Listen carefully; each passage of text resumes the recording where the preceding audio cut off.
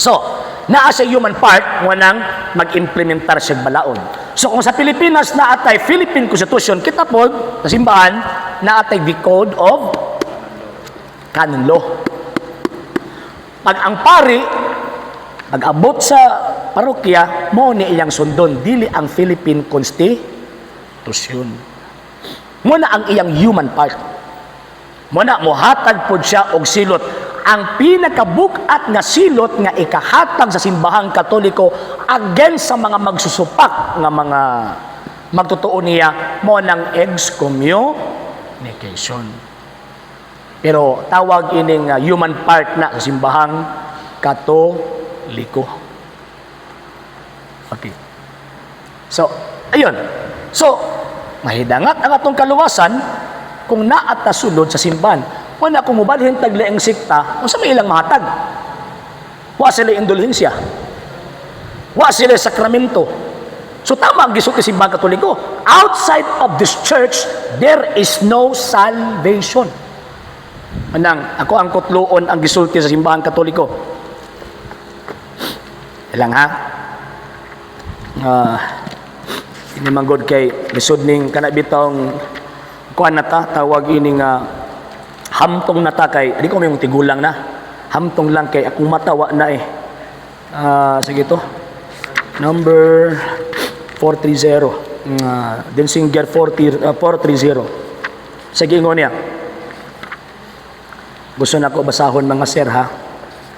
Eh para sigurado gyud nga wa ko magtudlo og tawag ining mali. Ang gingon dinhi, one indeed declaration is sa Fourth Lateran Council 1215 AD.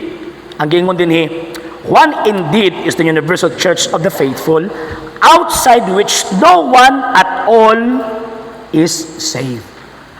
Kung gawas ka aning simbahana, dili ka maluwas. Densinger 714. Council of Florence, ingon dinhi, I firmly believe, declaration sa tawag ining council, I firmly believes, professes, and proclaims that those not living within the Catholic Church, not only pagans, but also Jews and heretics and schismatics, cannot become participants in eternal life, but will depart into everlasting fire, which was prepared for the devil and of his angels. Kung gawas taning simbahana, magkuyog dito tas demonyo og sa iyang mga anghel, tingkagon dito sa impierno.